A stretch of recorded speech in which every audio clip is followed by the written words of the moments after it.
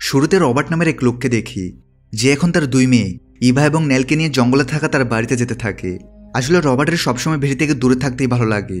এই জন্যই সে শহর থেকে অনেক দূরে জঙ্গলের মাঝে নিজের বাড়ি বানিয়েছে, যেখান থেকে সে প্রত্যেক সপ্তাহে নিজের জন্য খাবার দাবারের সাপ্লাই নিয়ে আসে। আর তার দুই মেয়ে শহরেই থাকে। তার বড় মেয়ে ইভা ডান্সার হতে চায়, আর অন্যদিকে ছোট মেয়ের নেলের স্বপ্ন একজন বড় বুক রাইটার হওয়া। আজ উইকেন্ডে রবার্ট তার দুই মেয়েকে নিজের সাথে ফ্যামিলি টাইম কাটানোর জন্য তার জঙ্গলের বাড়িতে নিয়ে যায়, যাতে তারা সবাই উইকেন্ডটা একসাথে ভালোভাবে এনজয় করতে পারে। কিন্তু তারা জানে না যে শীঘ্রই পুরো পৃথিবী বদলে যেতে চলেছে।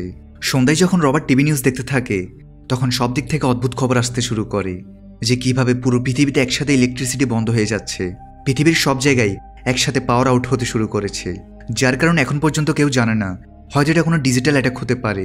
রবার্ট এসব ভাবতেই থাকে, আর কিছুক্ষণ পর তাদের বাড়ির লাইটও চলে যায়, সাথে তাদের ফোনের সিগন্যাল আসাও বন্ধ হয়ে যায়। অর্থাৎ এখন তারা বাইরে কারোর সাথে যোগাযোগ করতে পারবে না। যদিও তাদের মনে হয় এটা কোনো সিরিয়াস ব্যাপার না, গভর্নমেন্ট তাড়াতাড়ি সবকিছু ঠিক করে ফেলবে। নেল এখন পড়ার জন্য তার গাড়ি থেকে ফ্ল্যাশ লাইট আনতে যায়, কিন্তু সে অসাবধানতাবশত গাড়ির দরজা পুরোপুরি বন্ধ করে না, আর সেটা সারা রাত খোলা থাকার কারণে লাইট জ্বলতে থাকে, যার ফলে সকাল হতে হতে গাড়ির ব্যাটারি ডেড হয়ে যায়। এখন সকালে যখন রবার্ট গাড়িতে বসে শহরে যাওয়ার চেষ্টা করে যাতে সেই পরিস্থিতির আন্দাজ লাগাতে পারে, তখন সে জানতে পারে যে তাদের গাড়ি স্টার্ট হচ্ছে না, কারণ নেল গতরাতে গাড়ির দরজা খোলা রেখেছিল। রবার্ট এখন গাড়ির ব্যাটারি চার্জ করার উপায় খুঁজতে থাকে, আর বাইরে দুই বোন রেডিও থেকে জানার চেষ্টা করতে থাকে যে বাইরের দুনিয়ার অবস্থা এখন কেমন। রেডিওতে বলা হয় যে মানুষ আপাতত অপেক্ষা করুক, প্রত্যেক দেশের গভর্নমেন্ট পাওয়ার ফিরিয়ে আনার চেষ্টা করছে, আর ততক্ষণের জন্য সাধারণ মানুষকে ধৈর্য ধরতে হবে। তিনজনই এখন বিভিন্ন উপায়ে গাড়ি স্টার্ট করার চেষ্টা করতে থাকে, কিন্তু তাদের কোনো আইডিয়াই কাজে দেয় না। সাথে তারা রেডিওতে শুনতে থাকে যে বিজ্ঞানীরা এখনো বোঝার চেষ্টা করছে কিভাবে সে বোমার আঘাত পাওয়ার সত্ত্বেও ইলেকট্রিসিটি থাকবে। অন্যদিকে এশিয়াতে তো ব্ল্যাকআউটের কারণে দাঙ্গা পর্যন্ত শুরু হয়ে গেছে। তাই এখানে আমেরিকা থেকে ঘোষণা করা হয় যতক্ষণ না সরকার সবকিছু ঠিক করছে ততক্ষণ পর্যন্ত সবাই যেন নিজের ঘরেই বন্ধ থাকে, আর খাবার ও পানির রেশন আগেই ব্যবস্থা করে নেয়, যাতে তাদের ঘর থেকে বাইরে বের হতে না হয়। এমন পরিস্থিতিতে অনেক মানুষ লুটের ধান্দায় ভয়ঙ্কর হয়ে উঠতে পারে। এখন যেহেতু তাদের গাড়ি স্টার্ট হয়নি, তাই তারা শহরেও যেতে পারছে না, তাই তারা বাড়িতে থেকে রেডিওতে খবর শুনতে থাকে। কিন্তু এখন 14 দিন শেষ হতে হতে রেডিওর সিগন্যাল আসাও বন্ধ হয়ে যায়, অর্থাৎ বাইরে যা কিছুই শুরু হয়েছিল তা এখন বেড়েই চলছে। ইলেকট্রনিক আইটেম বন্ধ হওয়ার সাথে সাথে এখন তো তাদের রেডিও বন্ধ হয়ে গেছে। তাদের ধীরে ধীরে এই জঙ্গলের বাড়িতে থাকতে থাকতে 10 দিন কেটে যায়। ইলেকট্রিক পাওয়ার এখন পর্যন্ত চালু হয়নি। তাদের খাবার আর পানি এখন কমেই চলেছে। তাই রবার্ট এখন তার গাড়ি স্টার্ট করার জন্য অন্য একটা আইডিয়া লাগায়। সে তার চেইনসহ দিয়ে, যা বিদ্যুৎ দিয়ে চলে না, সেটা দিয়ে তার গাড়ির ব্যাটারি চার্জ করে স্টার্ট করে ফেলে। এটা দেখে দুই বোনও খুব খুশি হয়। তিনজনই অবশেষে পুরো 10 দিন পর নিজেদের গাড়িতে বসে শহরের দিকে রওনা হয়। তাদের এখন পর্যন্ত বাইরের দুনিয়ার কোনো ধারণাই ছিল না। তারা রাস্তায় দেখে শহরের কাছের বাড়িগুলোকে চারপাশ থেকে লোহার পাত দিয়ে সুরক্ষিত করা হয়েছে। এখানে সবকিছু শান্ত। অন্যদিকে রাস্তায় এসে অনেক গ্যাস স্টেশনও বন্ধ হয়ে গেছে। তিনজনই এখন শহরে পৌঁছে তারা সবার আগে স্টোর থেকে খাবার পানি নিতে যায়। তারা দেখে যে স্টোরের বেশিরভাগ জিনিসপত্র তো খালি হয়ে গেছে। তখনই পেছন থেকে স্টোরের মালিক স্ট্যান এখন বন্দুক নিয়ে ভেতরে এসে বলে যে তারা যেন তার স্টোর থেকে লুট করার চেষ্টা না করে। সে গতকালই দুজন চোরকে গুলি পর্যন্ত করেছে। রবার্টটাকে তাড়াতাড়ি বোঝায় যে না, তারা তো টাকা দিয়ে জিনিসপত্র কিনবে।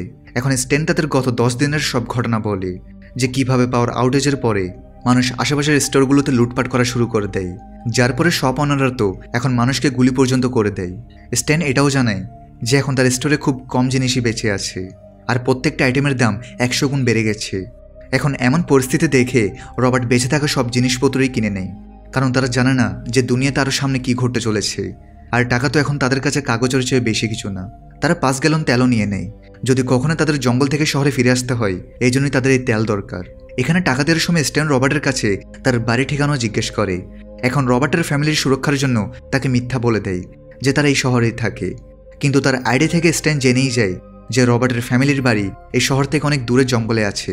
অন্যদিকে রবার্ট সিদ্ধান্ত নিয়ে ফেলে যে যেহেতু শহরের অবস্থা দিন দিন খারাপ হচ্ছে, তাই তার আজ থেকে যতক্ষণ না সবকিছু ঠিক হচ্ছে ততক্ষণ পর্যন্ত জঙ্গলে লুকিয়ে থাকবে। আজ যাওয়ার আগে রবার্ট বাকি কাজের জিনিসপত্র নিতে থাকে, সেসব টুলস যা জঙ্গলে সার্ভাইভ করতে অনেক কাজে আসবে। আর ততক্ষণে দুই বোন তাদের বন্ধুদের সাথে দেখা করতে চলে যায়। ইভা যাওয়ার আগে তার টিচারের সাথে ডান্স প্র্যাকটিস করে, আর নেল তার বয়ফ্রেন্ড ইলিয়ার সাথে দেখা করতে যায়। এখানে ইলিয়ার তার সব বন্ধুরা পুরনো সময়ের মতো আগুন জ্বালিয়ে পার্টি করতে থাকে। তাদের এখনো বিশ্বাস যে এই সবকিছু মাত্র কয়েকদিনের ব্যাপার, পরে তো গভর্নমেন্ট সবকিছু নর্মাল করে দিবে। তাহলে কেনই বা তারা এই সময়টাকে এনজয় করবে না? এই জন্য ইলাই সহ তার অনেক বন্ধু খাবার পানি পর্যন্ত স্টোর করেনি। এখন রাত হলে রবার্ট তার 2 মেয়েকে পিক করে, আর তারা 3 জন আবার নিজেদের জঙ্গলের বাড়ির দিকে রওনা দেয়। এখন সবকিছু ঠিক হওয়া পর্যন্ত তারা সেখানেই থাকবে। কিন্তু যখন তারা যেতে থাকে তখন তারা রাস্তায় দেখতে পায় যে কিভাবে একটা থামা গাড়িতে কিছু লোক একজন প্যাসেঞ্জারের সাথে খারাপ কাজ করছে। রবার্ট তাদের বাঁচাতে নামেও, কিন্তু সে দেখে যে এখানে তো 2 জন লোক অস্ত্রের সাথে আছে, তার উপরে তার গাড়িতে 2 জন মেয়েও বসে আছে। তাই এখন তাদের সুরক্ষার জন্য রবার্ট রাস্তা থেকেই পেছনে এসে তাদের ইগনোর করে নিজের বাড়ির দিকে এগিয়ে যায়। 3 জনে এই ঘটনা থেকে বুঝে যায় যে দুনিয়া এখন আগের মতো নেই, এখন কোনো নিয়মকানুন বেঁচে নেই, আর মানুষ যা চাই অস্ত্রের জোরে তাই করতে পারে। তাই রবার্ট সিদ্ধান্ত নেই যে এখন তারা আর বাইরে যাবে না। এখন আগামী কয়েক সপ্তাহ কেটে যায়, এই 3 জন তাদের এই বাড়িতে সুরক্ষিত আছে, কিন্তু পাওয়ার এখন পর্যন্ত ফিরে আসেনি। আর এখন তো তারা রেডিওতে কোনো নিউজও পায় না যে বাইরের দুনিয়াতে কি চলছে। তাই রবার্ট তার মেয়েদের সতর্ক করে যে হতে পারে বাইরে এত লম্বা সময় ধরে পাওয়ার আউটেজের কারণে এখন পুরো সোসাইটি শেষ হয়ে গেছে, অর্থাৎ বাইরে এখন পর্যন্ত সব দিকে ক্যাওস ছড়িয়ে পড়েছে। কিন্তু তার নিজের বাড়ি জঙ্গলের বানানোর কারণে তার এখন পর্যন্ত সুরক্ষিত আছে। তাই এখন রবার্ট চায় যে তার 2 মেয়েও এখানে এই জঙ্গলে থেকে নিজে নিজে সার্ভাইভ করতে শিখুক, কারণ গত কয়েক সপ্তাহ ধরে সবকিছু সে একাই করে আসছে। আর যদি তার কিছু হয়ে যায় তাহলে 2 বোন কি করবে। ছোট্ট একটা ব্রেক দিয়ে আবার মূল ভিডিওতে ফিরে যাচ্ছি। বর্তমানে বিশ্বের অন্যতম জনপ্রিয় বিশ্বস্ত অনলাইন বুকমেকার প্ল্যাটফর্মের সাথে তোমাদের পরিচয় করে দিতে চাই, যার অফিসিয়াল পার্টনার হচ্ছে সিরিয়া এবং পিএসজি। এই অ্যাপে তুমি সমস্ত লাইভ ম্যাচের ফলাফল এবং লাইভ ম্যাচ দেখতে পারবে, এমনকি তুমি স্কোর অনুমান করতে পারবে। এই অ্যাপে রয়েছে ক্র্যাশ গেম থেকে শুরু করে online salt, live match streaming এবং রিয়েল টাইম গেমিং, যেখানে তুমি আইফোন, ল্যাপটপ এমনকি BMW এর মতো পুরস্কার জিততে পারো। কিন্তু সবার সেরা পছন্দ অবশ্যই চিকেন রোড।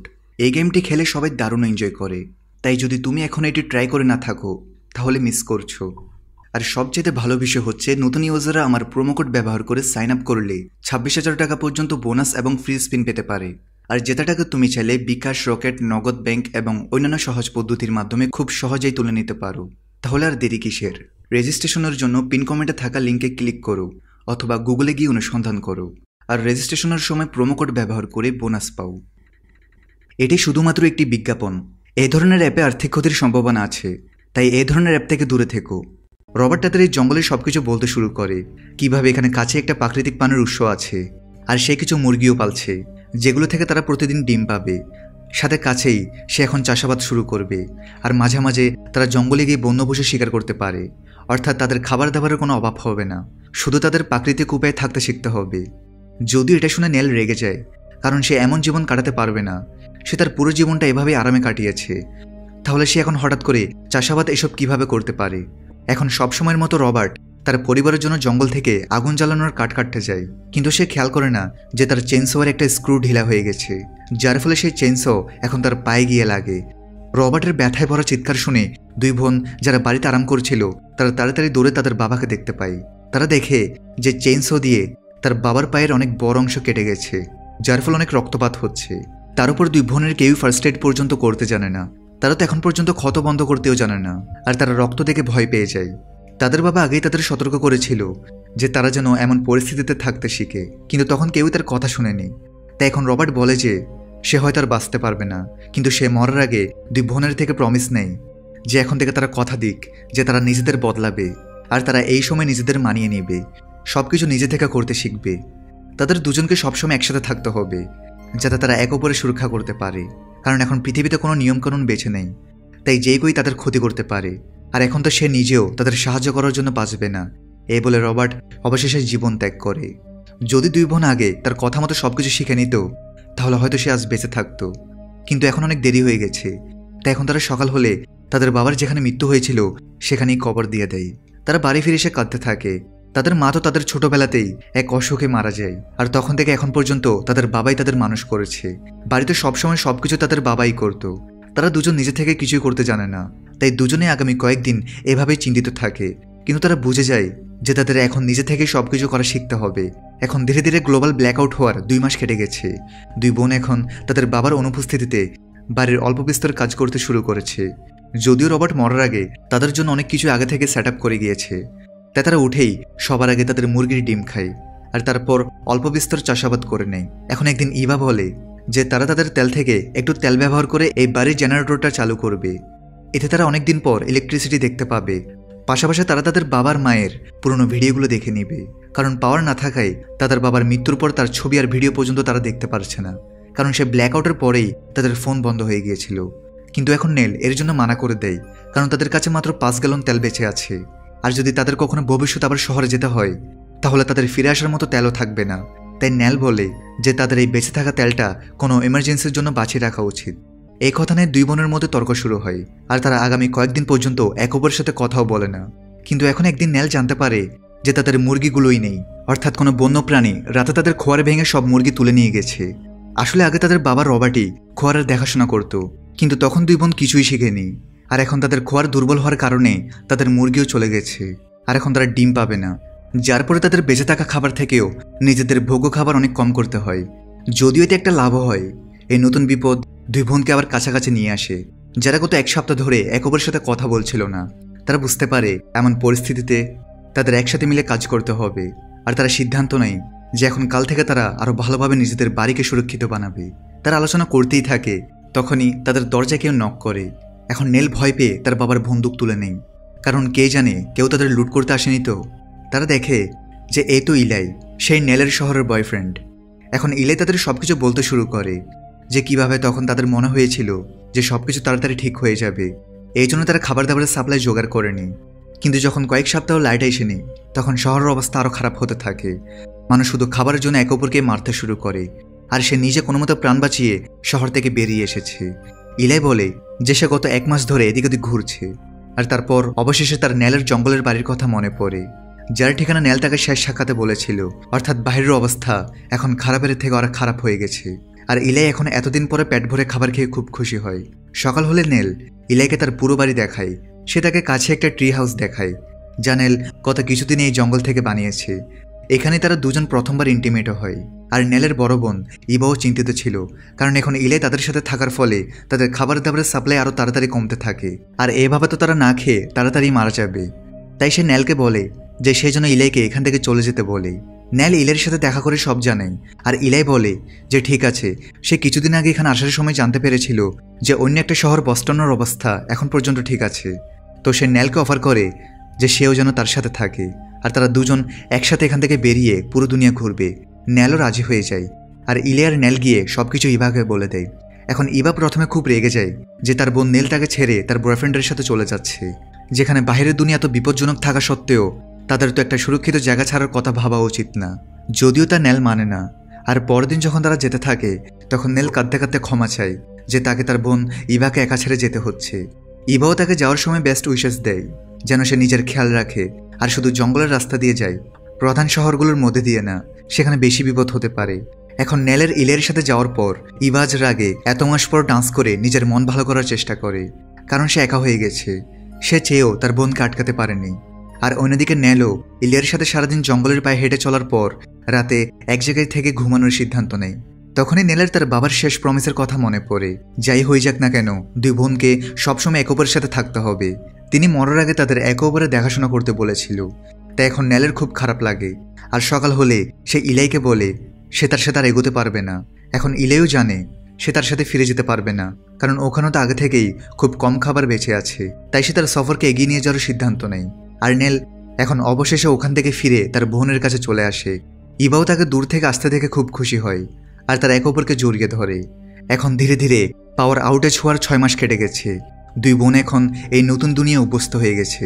তারা তাদের খাবারের জন্য জঙ্গলে গিয়ে বিভিন্ন ধরনের বেরি সংগ্রহ করে, আর সেগুলো স্টোরও করে রাখে, যাতে বৃষ্টির দিনে তাদের বাইরে বের হতে না হয়। আর ভেজিটেবল আর ফ্রুটসও তারা তাদের বাগানই ফলিয়ে নিত। অর্থাৎ এই নতুন দুনিয়া এখন তাদের জন্য নর্মাল হতে শুরু করেছে। এখন তারা নিশ্চিত হয়ে গেছে যে তারা হয়তো আর কখনো শহরে যাবে না। এমনিতেও পাওয়ার এখন ফিরে আসার কোনো আশা নেই, আর দুনিয়া এখন এইভাবেই চলবে। তাই তারা এক রাতে ড্রিঙ্ক করার সিদ্ধান্ত নেয়। তারা তাদের অল্প তেল ব্যবহার করে কিছুক্ষণের জন্য তাদের বাড়ির জেনারেটরটা চালু করে। আজ অবশেষে 6 মাস পর তারা প্রথমবার কোনো লাইট দেখে। তাড়াতাড়ি করে তারা তাদের ফোন আর ল্যাপটপ চার্জ করে এবং তাদের ফ্যামিলির পুরনো ভিডিওগুলো একসাথে বসে দেখতে থাকে। দুজনেই খুব ইমোশনাল হয়ে যায়, কারণ আগে তাদের কোনো টেনশন ছিল না, সব কিছু তাদের বাবা একাই সামলে নিত। কিন্তু এখন যখন দুনিয়া হঠাৎ করে বদলে গেছে, তখন তাদেরও নিজেদের বদলাতে হয়েছে। তাদের নিজেদের স্বপ্ন, যা তাদের জন্য অনেক বড় ছিল, সেগুলো তো গত দুনিয়ার সাথে অনেক পেছনেই থেকে গেছে। কিছুক্ষণ পর আবার তেল শেষ হওয়ায় সব লাইট বন্ধ হয়ে যায়। এখন পরের দিন প্রতিদিনের মতো ইভা বাড়ির কাছে আগুন জ্বালানোর জন্য কাঠ কাটতে যায়, আর নেল তার ভাগের কাজ করার জন্য জঙ্গল থেকে বেরি আর ফ্রুটস সংগ্রহ করতে চলে যায়। সে এবার বাড়ি থেকে একটু বেশি দূরে চলে যায়। আর বাড়িতে যখন ইভা একাই ছিল তখন পেছন থেকে এক লোক আসে, যে আর কেউ নয় বরং স্ট্যান ছিল। সেই স্ট্যান যার স্টোর থেকে প্রথমে রবার্ট সাপ্লাই এনেছিল। আর স্ট্যান লুকিয়ে তাদের ঠিকানা জেনে গিয়েছিল। এখন সে ইভার সামনে এসে প্রকাশ করে যে কিভাবে শহরের সব লোক এখন না খেয়ে মরছে, তারা একে অপরকে কেটে খেতে বাধ্য হচ্ছে, আর এখানে তাদের পরিবার আরামে জীবন কাটাচ্ছে। এখন ইভা ভয় পেয়ে মিথ্যা বলে যে তার বাবা রবার্ট কাছে পানি নিতে গেছে, তাই স্ট্যান যেন তার আসার পরে তার সাথে কথা বলে। কিন্তু স্ট্যান এখন রাগে ইভার উপরেই ঝাঁপিয়ে পড়ে। সে বলে যে সে তার বাবার আসার আগেই চলে যাবে। এই বলে স্ট্যান এখন ইভার সাথে জোর করতে থাকে। ইভা চিৎকার করতেই থাকে, কিন্তু আজ নেল জঙ্গলে একটু বেশি দূরে চলে গিয়েছিল, তাই সে কিছুই জানতে পারে না। স্ট্যান সবকিছু শেষ করার পর তাদের বাড়ি থেকে তেল আর গাড়ি নিতে থাকে। সে ফিরেও যাচ্ছিল, কারণ তার মনে হয়েছিল যে ইভার বাবা তাড়াতাড়ি ফিরে আসবে। তাই সে সব বেঁচে থাকা তেল আর তাদের গাড়ি নিয়ে পালিয়ে যায়। আর যখন নেল ফিরে আসে তখন অনেক দেরি হয়ে গেছে। সে দেখে যে ইভার অবস্থা খুব খারাপ হয়ে গেছে। সে তাকে সামলায়। ইভা তো এখন পুরোপুরি ট্রমায় চলে গেছে, আর নেল এখন পুরো বাড়িকে চারপাশ থেকে কভার করতে থাকে যাতে স্ট্যানের মতো আর কেউ ঢুকতে না পারে।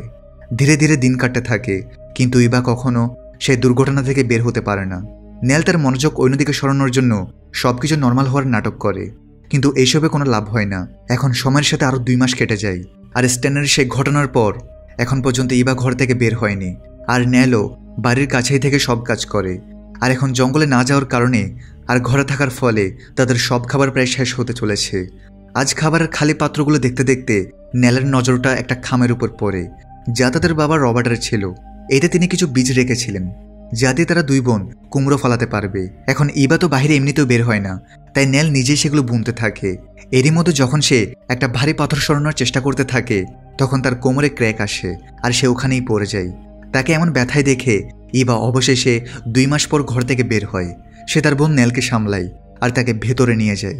এখন নেল সুরক্ষিত তো ছিল, কিন্তু ইভা জানায় যে বাহিরের বাগানটা তাকে সে স্ট্যানের ঘটনার কথা মনে করিয়ে দেয়, তাই সে এখন বাইরে যেতে পারবে না। নেল তখন ভরসা দেয় যে সেই যেন অতীত ভুলে যায় আর তাদের ভবিষ্যতের কথা ভাবতে থাকে। এখন আগামী কিছুদিনের মধ্যে ইভার অবস্থা খারাপ হতে থাকে, তার প্রায় বমি এসে যায়। নেল খুব শীঘ্রই বুঝতে পারে যে ইভা তো আসলে প্রেগনেন্ট হয়ে গেছে। স্ট্যান তার সাথে যা কিছু করেছিল এই বাচ্চাটা তারই ফল। এখন তাদের সামনে আরও একটা সমস্যা এসে দাঁড়ায়, তারা এই বাচ্চাটাকে অ্যাবর্ট কিভাবে করবে। ট্যাবলেট বা অন্যান্য মেডিকেল সুবিধা তো এখন নেই। ইভা বলে যে এখন তাদের এটার সাথেই বাঁচতে হবে। এখন 7 মাস আরও কেটে যায়, অর্থাৎ সে ব্ল্যাকআউট হওয়ার 1.5 বছর কেটে গেছে। ইভা এখন যে কোনো সময় বাচ্চার জন্ম দিতে পারে, যার কারণে নেল গত কিছুদিন ধরে একটা বই থেকে সেসব টেকনিক শেখার চেষ্টা করতে থাকে যা দেশে তার বোনের সেফ ডেলিভারি করতে পারবে। নেল এখন বাড়ির বেশিরভাগ কাজ করে যাতে ইভা আরাম পায়, আর ইভার শরীরে কোনো ভিটামিনের অভাব যেন না থাকে। এই জন্য এখন নেল জঙ্গলে গিয়ে একটা শুকুর শিকারও করে, আর রাত হলে সে বাড়িকে সব দিক থেকে কভার করে দেয় যাতে রাতে কেউ ভেতরে ঢুকতে না পারে। কিন্তু বৃষ্টি আর ঝড় আরও বেশি বাড়তে থাকে, আর নেলকে যেহেতু বাড়ির সব কাজ করতে হয় তাই সেই বাড়ির ছাদ মেরামত করতে সময় পায় না। আর যখন এক সকালে তার ঘুম ভাঙে তখন তারা জোরে আওয়াজ শুনতে পায়। নেলের মনে হয় যে কেউ ভেতরে ঢোকার চেষ্টা করছে, কিন্তু এটা তো তাদের ছাদ ছিল যা এখন বৃষ্টি আর ঝড়ের কারণে ভাঙতে শুরু করেছে। আর এবারও মনে হতে থাকে যে হয়তো তার বেবি আসতে চলেছে।